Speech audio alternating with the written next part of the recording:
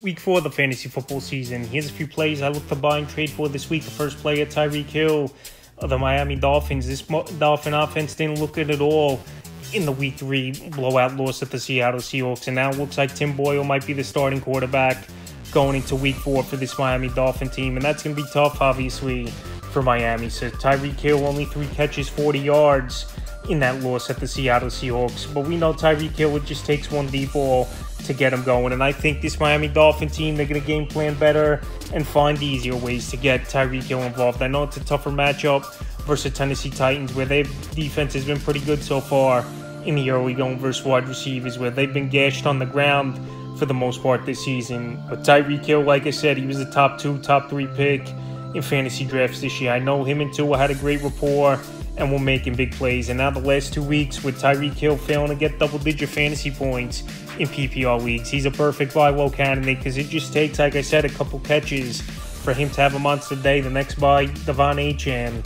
his teammate of the Miami Dolphins. De'Von Achane, an explosive running back.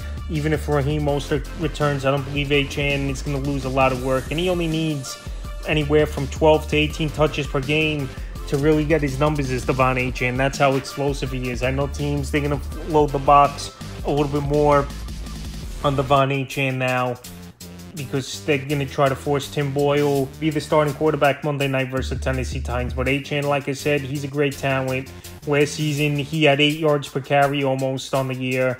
And he's coming off a bad game, no doubt about it, in Week 2 at Seattle. 11 carries, 30 yards, and only 3 catches, 28 yards. And after coming off this bad game, and also people most likely thinking this Dolphin offense will have no production with these backup quarterbacks in there, he's a buy low player this week. The next buy, Jameson Williams of the Detroit Lions. So the first 2 weeks of the season, Williams went off Week 1, 120 yards, and it found the end zone. Then Week 2, we had 79 yards in that ball game versus the Tampa Bay Buccaneers. And then Week 3, it was a total dud performance at the Arizona Cardinals. 1 catch for 9 yards. But Jameson Williams, big play wide receiver, and there's going to be boom or bust type of games. He reminds me of Devonta Smith type of players, Williams, where there's weeks he's going to get 25, 30 fantasy points, and weeks he'll get only 5, 8 fantasy points. They're coming off of this bad ball game. I believe Jameson Williams could bounce back.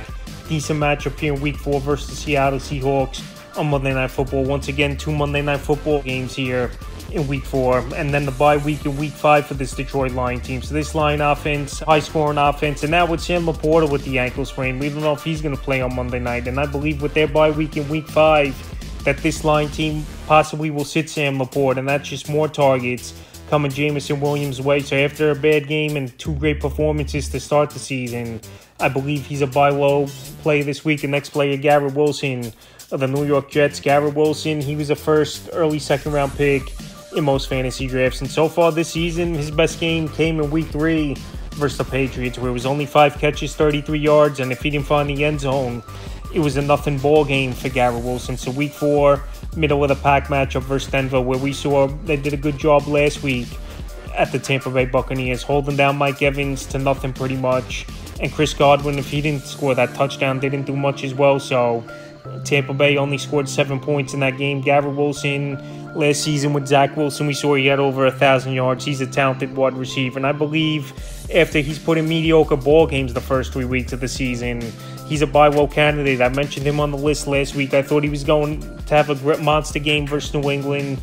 But like I said, if he didn't score that touchdown, it was another dud performance. Garrett Wilson, where he was drafted ADP-wise, definitely a bust in the early going and someone I would buy low this week because Aaron Rodgers, he still don't have this offense 100% down, and his legs aren't 100% under him as well, coming off the Achilles, and obviously at 40 years old. So Garrett Wilson right now with another mid-performance is a buy low candidate this week. The next buy low is Brandon Ayuk of the San Francisco 49ers. Brandon Ayuk, people thought now with Deebo Samuel out, especially last week at the Rams, he was going to have a big game, but obviously Jawan Jennings took that over with 11 catches, 175 yards, and 3 touchdowns. But the thing with Ayuk, obviously, he held out all the training camp.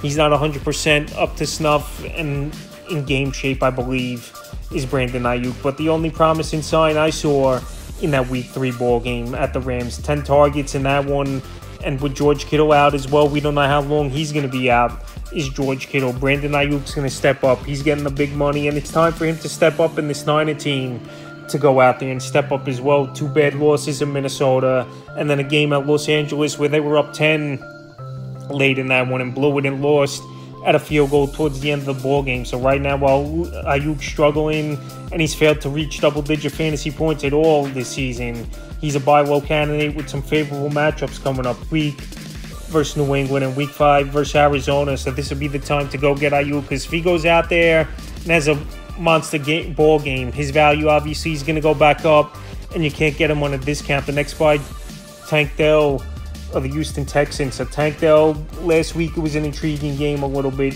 but a lot of garbage time as well in a blowout loss at the Vikings. 5 catches, 62 yards. In the first 2 weeks, Dell, he didn't do much. Week 1 in Indianapolis, only 3 catches, 40 yards. In Week 2 versus the Bears, a pedestrian game, non-existent 1 catch, -3 yards and 3 carries, 16 yards. This week, a good matchup versus division rival, the Jacksonville Jaguars, where I think Tank Dell and this Texan team, they're going to take out a 27-point blowout loss at Minnesota versus Jacksonville. We know Jacksonville's defense isn't all that great.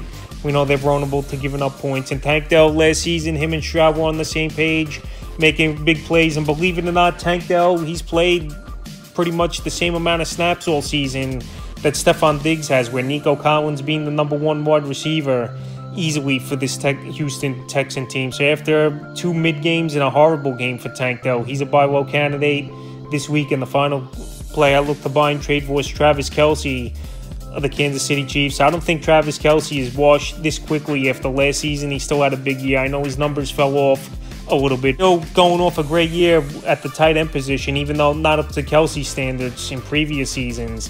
This year, he's pretty much been non-existent fantasy football owners, going in that 2nd or 3rd round.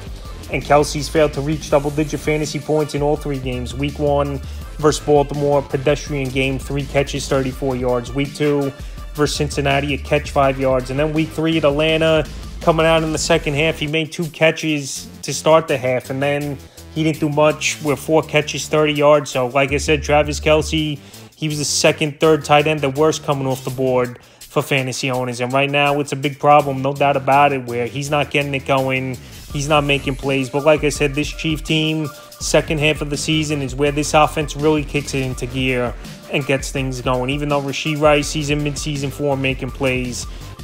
The running game was doing great with Isaiah Pacheco until he went down. Even though Carson Steele, I thought, ran in between the tackles for this Chief team. And Travis Kelce on the season in PPR leagues, he only has 15 points. So right now, while he's at the bottom of the barrel, his value, it's a perfect time to buy low. If he goes out there at the Chargers this week and then the Saints next week and has 2 big games, his value is going to be right back up there.